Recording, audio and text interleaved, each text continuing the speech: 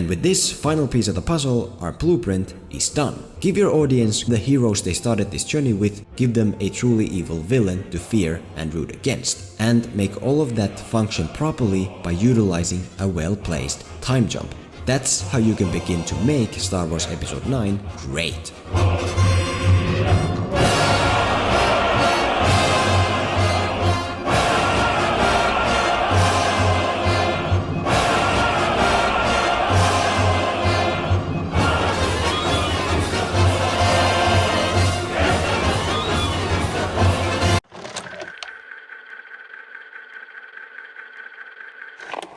How to Train Your Dragon: The Hidden World always had a very difficult road ahead of it. This not only because it had to compete in a genre that quite honestly has become the home for most high-class, top-tier Hollywood storytelling, but also because it had to serve as the final concluding chapter to a simply incredible series of movies. And on a quick glance, it doesn't seem to pull it off. Even though this third installment is a fine film, overall it just doesn't reach the level of the two earlier installments. Visuals, action, plot, stakes, all of it has been done better before. But regardless, despite all this, The Hidden World still ultimately does manage to rise up right beside the two previous movies to give this franchise a proper, satisfying conclusion. And that's because it very effectively pulls off one central storytelling aspect. And when I say very effectively, I mean more effectively than 99.9% of movies I've ever seen. This one central storytelling aspect being the film's theme. When I say theme, I don't mean stuff like the theme song, because again, the second film has this one beat. What I mean with theme is the central thematic idea that the movie is built around. And as for The Hidden World, this thematic idea theme here is love. Why do I think the theme here is love? Let's just say that for some reason, I just happened to get that feeling. I know you love them. He was the love of my life. Where's your love of the hunt? Fresh off his first date. Now he's love crazed. But with love comes loss. And risking everyone we love. I will destroy everything you love. Love.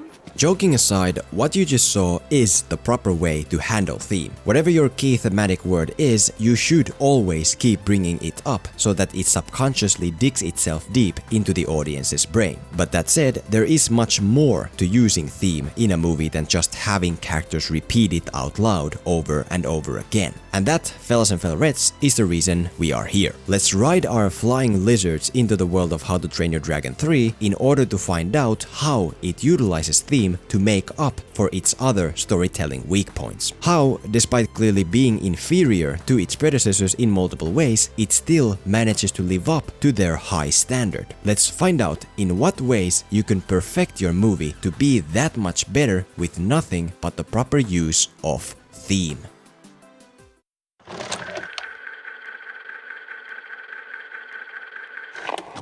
Even though it is important to consistently remind the audience about your theme, there is an inherent danger to it, because it might make the theme irritatingly obvious, to the point where it becomes on the nose. But the way The Hidden World keeps this from happening is by making sure that the true meaning of the theme is always ambiguous. As in, even though it's always clear that the theme of this movie is love, it's not always clear as to what it actually means. The same way that our main hero Hiccup is wrestling with the thematic question of what is the right thing to do, the audience is trying to figure out the true correct meaning of the theme, since there are always a couple different conflicting options. And consequently, the audience is always emotionally invested. To explain this better, let's look at the initial direction that the theme of this movie is leaning in. The story is steadily driving Hiccup and his best dragon friend Toothless apart, and so, since the theme revolves around love, the right thing for Hiccup to do seems to be to prove his love of his dragon friend by holding on to him tighter and not letting go. When Toothless has gone away to the safety of the hidden world of dragons, Hiccup chooses to go after him and fetch him back, which again seems like the right thing to do. But then it turns out that it wasn't the right thing to do at all.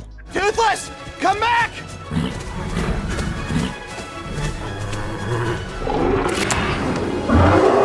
No!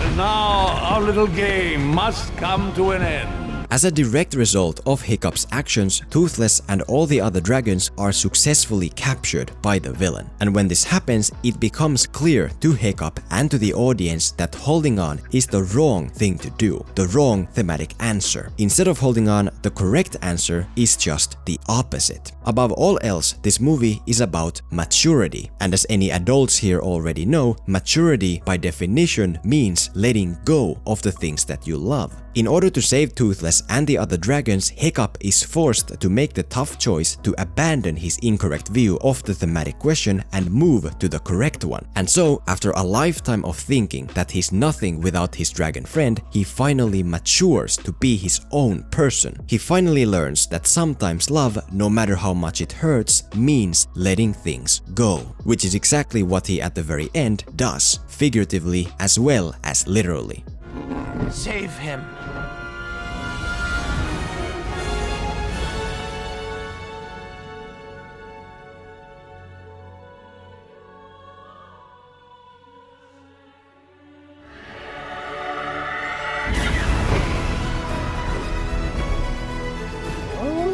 Since Hiccup at this moment is saved not by Toothless but by the Light Fury, the correct thematic answer of letting go is finally once and for all solidified, seeing as this moment proves that Hiccup can indeed be just fine without Toothless always by his side. And once this solidification is done, both Hiccup and Toothless are allowed to become the true mature leaders of their kind, just like they from the very beginning were meant to. And the reason all this works so magnificently is because the audience is right there with Hiccup on the emotional journey of figuring out what the correct thematic meaning is. Initially, it appears to be about one thing, holding on to the ones you care about, only to then ultimately become about the exact opposite. Eventually, some things just tend to grow apart, and that's okay, because even if you do have to let go of the ones you love, that doesn't mean you're letting go forever.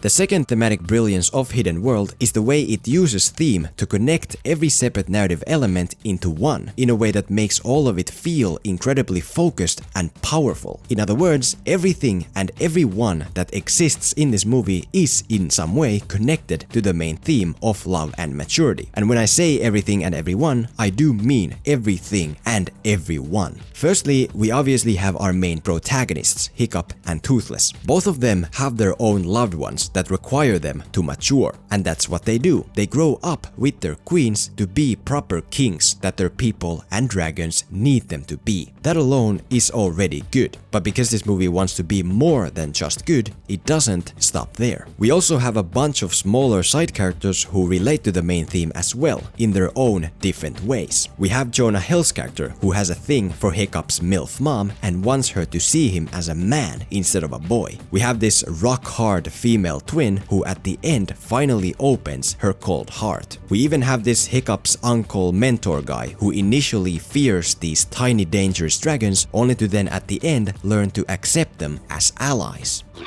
Oh, sanitary. Garbert, you're not fooling anybody. I know you love them. See that there? Oh, cute. You're cursed.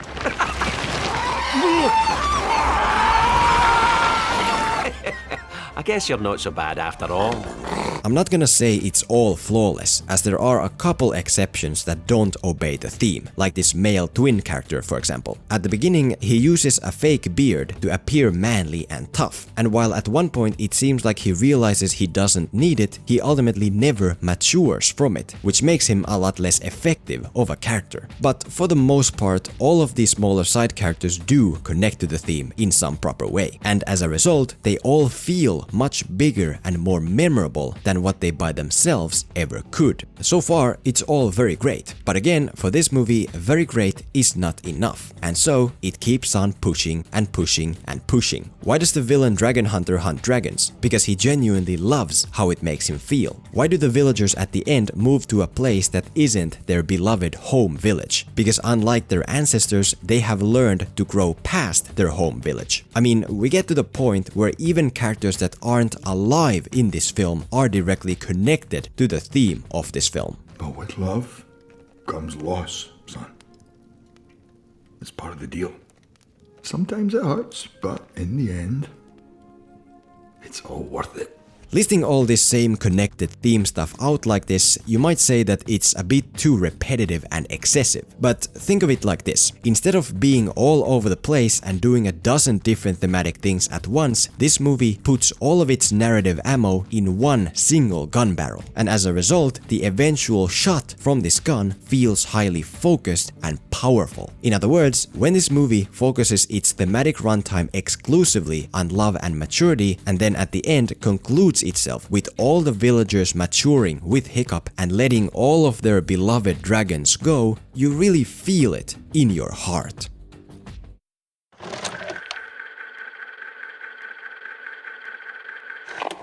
The final and perhaps the most crucial thematic lesson to learn from The Hidden World is the excellent way it divides the main theme into two contradicting sides. I've talked about this point briefly in other videos, but let's just quickly set it up again. Hiccup in this movie represents the positive theme of love and maturity and caring for dragons. The dragon hunter villain, on the other hand, represents the negative anti-theme. He loves nothing but himself. He views dragons as nothing but wild beasts for him to hunt and enslave and kill. You wish dragons to live free among us, like equals? A toxic notion, my boy.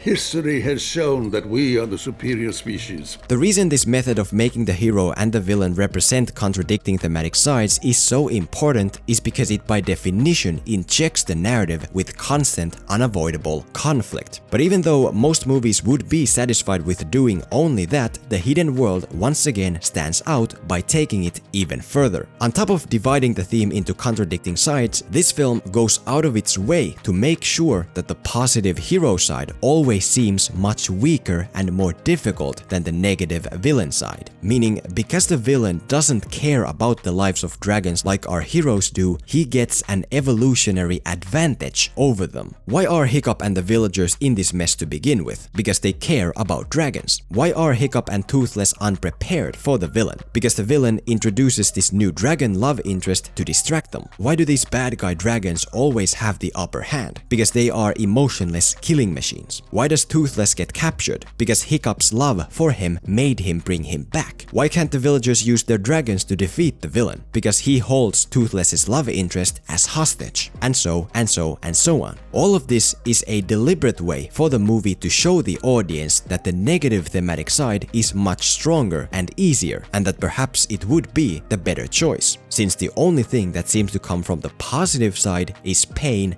and suffering. Well, your father knew of me. Now, there was a chief, one of the greatest dragon hunters to have ever lived.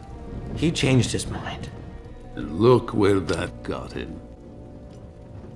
The method of putting your hero at a constant thematic disadvantage in of itself is very effective, because it always makes the audience root for the hero very passionately. But the real kicker with this method always comes at the climax. At the end of their final battle, Hiccup and the evil dragon hunter both fall toward their doom. However, because Hiccup has never stopped caring about dragons no matter how difficult things have gone, he gets rescued by the Light Fury. But because the villain has never cared about anybody but himself, he has nobody to come and rescue him, which means that he continues his fall to his doom. In other words, after all this time of watching the negative anti-theme side kick ass and reign supreme, we finally see that the positive theme side truly is the more powerful of the two. And boy, does that feel satisfying. All that said and done, here are the most essential theme-related secrets to learn from How to Train Your Dragon 3. Firstly, even though you do need to make it clear to the audience what the theme of your movie is, you initially have to keep the true correct meaning of it ambiguous. Secondly, while your movie can feature multiple different characters and narrative elements, you have to make it so that they are all in some way connected to that same theme. And finally, make sure that your anti-theme always seems superior to your theme until the ending climax. Do all of this in a proper way, and maybe, even if your movie objectively isn't on the same level as other movies, it might still feel like it is.